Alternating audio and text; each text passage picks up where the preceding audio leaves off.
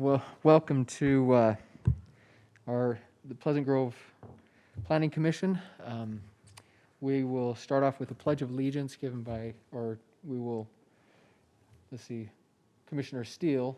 No, Commissioner Coombs. Yes, Commissioner Coombs will be leading us in a pledge of allegiance, and then Commissioner Steele will give us our opening remarks. Please rise and follow me in the Pledge of Allegiance. I pledge allegiance to the flag of the United States of America and to the republic for which it stands, one nation under God, indivisible, with liberty and justice for all.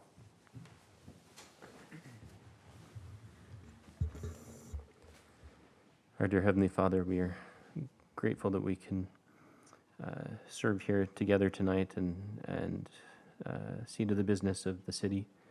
We ask Thee to bless us with clear thought and the ability to have productive discussions about the items on our agenda. And we also ask Thee to bless our city during this pandemic, that we might pull together and work together for the good of all of us. We say these things in the name of Jesus Christ. Amen. Thank you very much. Real quick before you guys get started, Yes. can you guys speak a little louder into your mics? It's a little muffled with the masks. Thank you, Riley. All right. I'd like to get do we have a motion to approve the agenda? I'll move. Second. We have a motion by Commissioner Phillips, a second by Commissioner Steele. All All in favor? all in favor? Aye.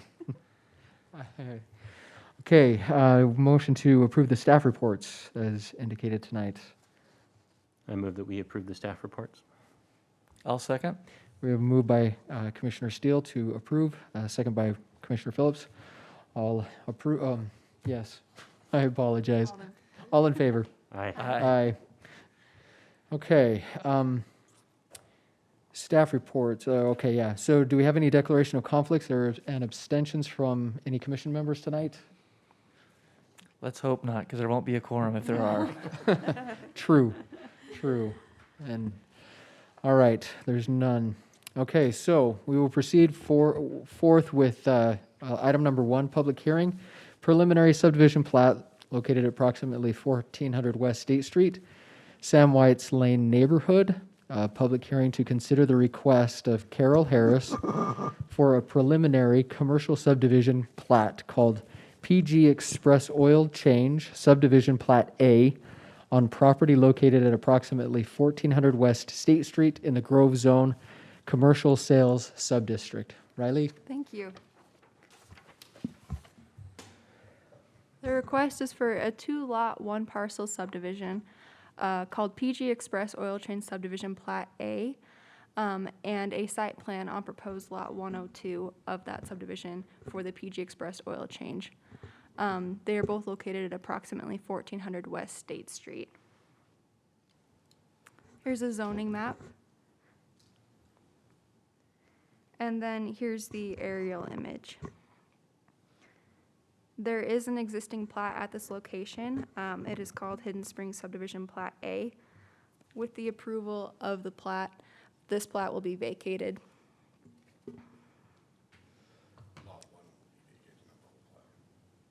Sorry, Lot 1 will be vacated.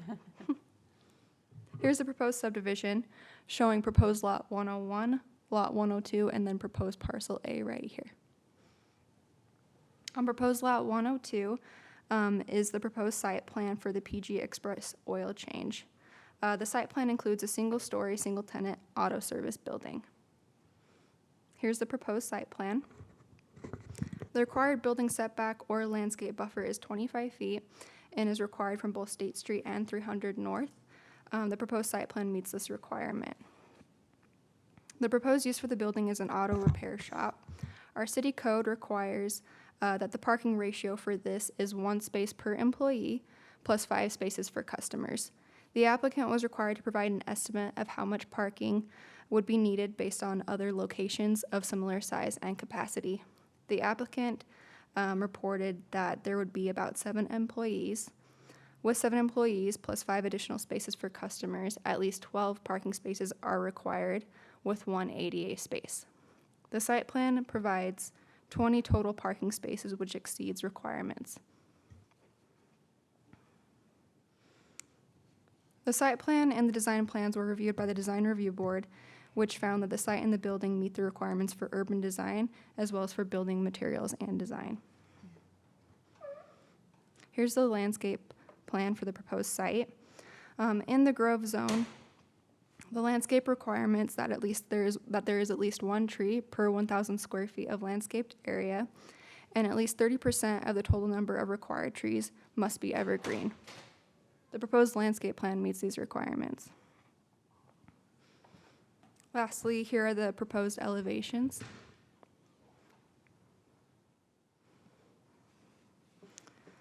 Staff has reviewed these plans and determined that they comply with existing city code requirements for landscaping, design, setbacks, parking, and all other requirements in the Grove Zone. And we recommend approval. There is a condition with that approval that I'll read to you guys real quick. The condition is that the owner enters into a development agreement with the city with regards to access through, use, and maintenance of and future sale of parcel A. If you have any questions specifically about that, please direct them to Marty or Daniel, and they may have some more comments with that as well. Do you have any questions for me? Thank you very much, Riley. Any questions for her? One question that I did have in such a building, there's only 1 ADA required spot for such a building? That's correct. It's a ratio determined on the amount of parking spaces that are provided. So for 20 parking spaces, only 1 ADA space is required. Okay, thanks for clarification on that. Any other questions? Okay. And Riley, just to clarify that, because you were talking about this during your presentation. So the parking ratio was determined. It was determined based on the type of use. Doesn't mean that this building is not just going to be just for as a it's not a shop, right? I mean, maybe the applicant's No. going to tell us a little bit more about that. Yeah, the use is auto repair. Right, but they're also gonna do, I think they sell tires, right? Is there something, maybe we can ask the applicant a little bit more Yeah. about that, and then some oil change, so it's not a mechanic shop per se. It's a little bit more like a combination of different uses. Like, I mean, when I went to the website, and again, the applicant can tell us a little bit more exactly what they do, but they sell tires and try to get them as off and on as soon as possible, change oil, things like that, okay? So it's not just like a mechanic shop per se. Yeah, okay. So if there's no other questions for Riley, the applicant, if you are welcome to come up, introduce yourself, and answer any questions, give any additional information. So it's easiest to open it up to any questions you may have about the business, ourselves, or the property. Can you state your name for the records? Yes, I'm Joel Harris. I'm the spouse of Carol Harris. Welcome. I'm typically referred to as Carol's husband. It's easier that way. Great to have you, Carol's husband. Good credentials. So as Daniel mentioned, and as we've seen, is it just oil change? Is it going to be tire change? Do you want to add any of that information for the record? Yeah, I can. So, I always like to give a little bit of history. So, Express Oil Change and Auto Service Centers was established in Birmingham, Alabama. That's where we raised our 2 children. One went to Alabama, and the other one went to Auburn. One is still at Alabama. Ooh, So, I went to Washington State, so I'm a Pac-12 fanatic. But this was started there. The reason that we looked at this as a business, number one, is we went there all the time. This is a different type of oil change in terms of a Jiffy Lube or a Gorilla, oil change. It's a quick service where the goal here is to be expeditious to the customer. It's to provide a higher quality product, meaning we're going to get them in, we're going to get them out. You don't have to exit your vehicle, so it's not like you're going to have to pull it in, get out of the car, wait 30 minutes. It's really a 12-minute oil change We staff appropriately to meet those needs and times. So we overstaff the business because you want to staff for your peak, not for your bottom. And what entitled us about this is not only do our neighbors have several oil changes, one of them had 9 of them across Georgia, but Carol's twin sisters and her husband had 2 of them in Greenville, South Carolina. So I made a decision. I've been in the medical device business for 30 years. I was vice president of sales for Medtronic Neurovascular out in California. And I said, I'm done. I want to retire, but I want to keep doing something. So we talked to the oil change about this. And one of the first things we asked is, where do you want us to be? And they go, we like Utah. And I go, well, guess what? We come here every year and go skiing. So, my kids have been out here. My family used to be here. My grandparents lived in Salt Lake City, and my aunts lived up in Bountiful. So I had a lot of experience here. And I'm not answering your question directly, but I will, is that, what we would call the family, the business climate, Utah and Alabama are very similar. Alabama is just the redneck relative, but they're very similar. It's a very God-driven area. We are not open on Sunday for a very specific purpose. We call ourselves the Chick-fil-A of auto service. And the reason why is we believe that we employ full-time workers. We do have some part-time, but the majority are full-time. And the reason why is we feel like by doing that, you can give a full-time wage to somebody, and that's important to us. It helps reduce our turnover. So what is the business? The business is a fast oil change, and that's why we have 3 bays. The design of the building is to have 3 in the bays, 3 waiting, and then you can have actually 3 outstanding. And since your turnover time is quick, it makes it very expeditious. We do auto service. So, we're not changing engines, we're not rebuilding engines, but we're doing what you might call the basics of auto service, which are fan belts, brakes, air conditioning service, what I would call not major auto repair. So, I would not expect to see autos parked there for 3 weeks with engines hanging out like you would see under a shade tree mechanic shop, or some of the other auto shops that you might see on State Street. Cleanliness is of the utmost example because, again, this is a service. Our primary customer, we like to say, is not the guy driving a truck that wants to change his own oil. It's the mother with the kids, because we don't have them get out of the car. You can come in, you can pull in, you can get your work done. You can move through the oil change and get out without having to waste a lot of time and money on their part. In terms of tires, tires are, that you have Big O and you have a lot of tire competition. Where our tire business really comes from is the majority of it comes from when somebody has a flat, needs something quick. Somebody may come to us for a 4-wheel tire change, but that's not the majority of our business. I would say probably 55% of the business is generated in terms of sales are based off the oil change. 45 to 40% are based off auto service, and then the rest is tires. If you notice by our plans, we have a tire storage area as well, because we don't want tires sitting outside the building. Cleanliness, again, is very critical to us, and if I think you looked online, you saw the images of what the oil change looks like. So that's kind of the basics of our business. It's a quality product.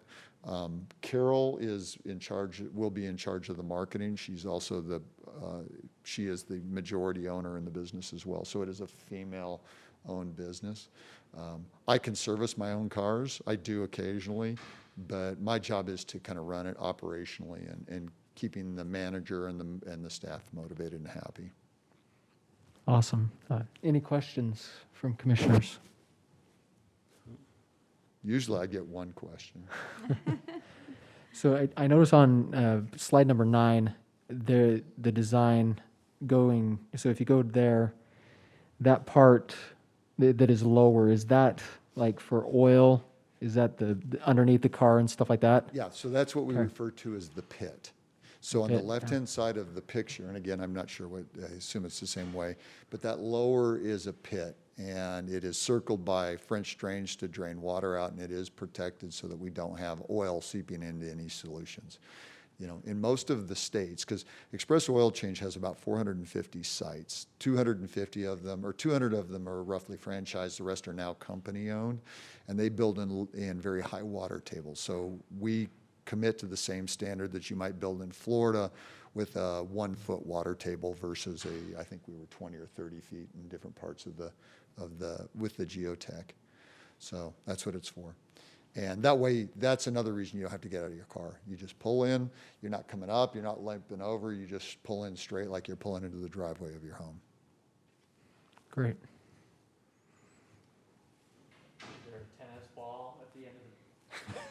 Is there a tennis ball at the end of the No, bay no, if it's no, like no. driving into our garage? Make sure we don't go too far. Yeah, no. We are not going to let anybody go. I'm not worried about going too far. I'm worried about going a little bit left or a little bit right. So, no, it's understandably so. You know, no, we'll probably be banging into the end of the door. So,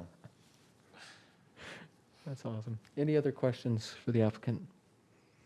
Well, thank you very much. okay, thank you very much. Appreciate your time. Since it is a public hearing, do we have any, are we going to take any? We're not going to take any online? Okay. So we'll bring it up to the commissioners. Any comments? Maybe open the Oh. public Open the hearing, public, and yeah. invite the public, and then you can close it. Oh, so we're not taking any public? Not in the online. Not open, Not on the but to the online, public okay. itself. So But just open in general to the public, Yeah. if anyone. this is my first time, so thank you for your patience. Open it up to the public. Anyone that wants to come and ask any questions, make any comments, feel free to come to the mic, introduce yourself.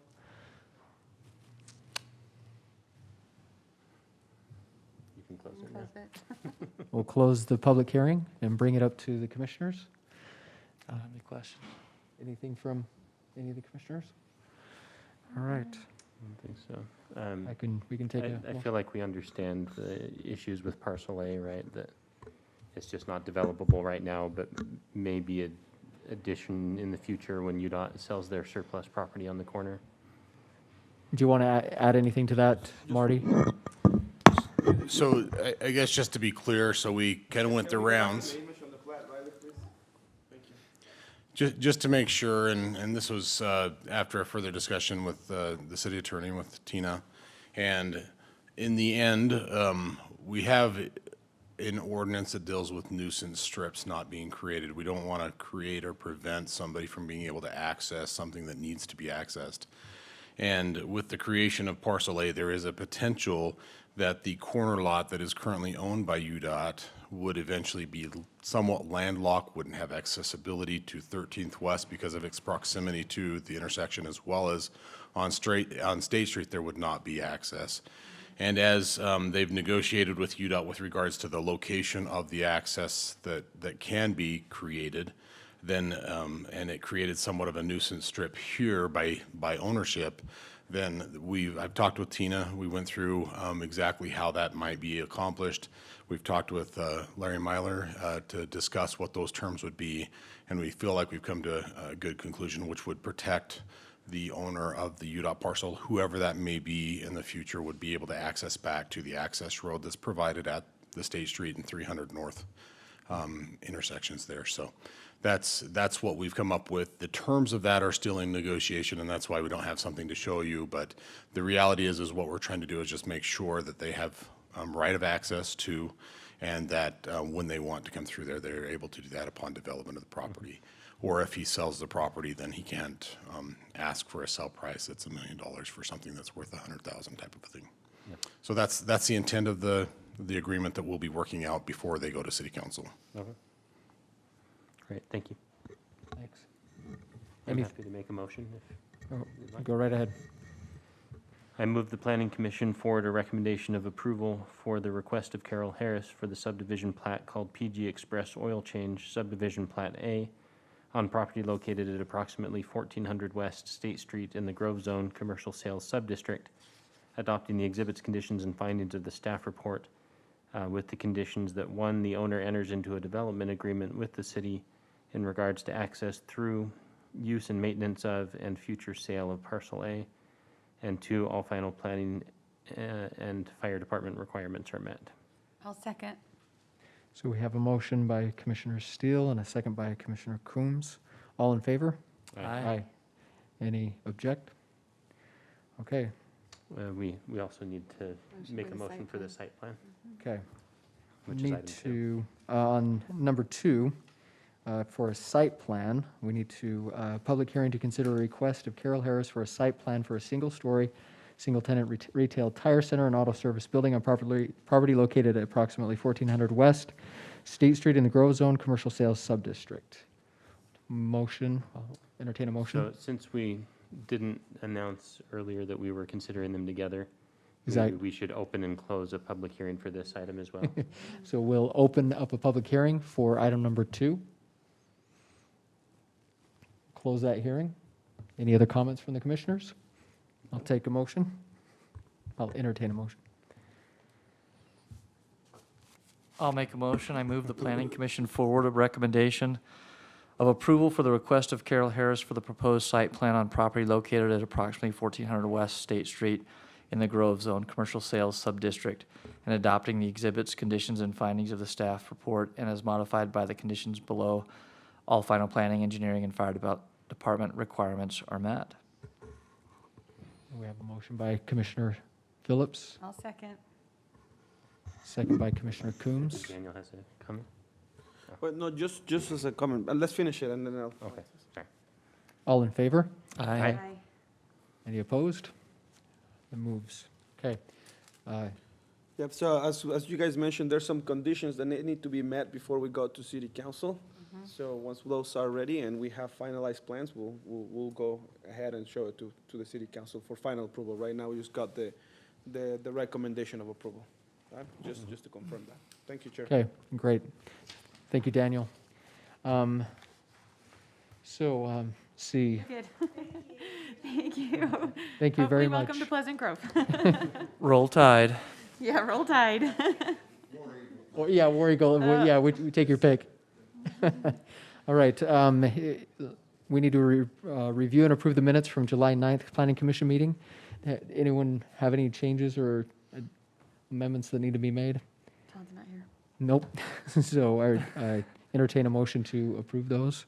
I'll make a motion that we approve the minutes of the July 9th, 2020 Planning Commission meeting. I'll second. We have approval by Commissioner Coombs, second by Commissioner Steele. All in favor? Aye. All right, and I'll entertain a motion to adjourn. I'll move. I'll second. All in favor? Aye. Aye. Thank you very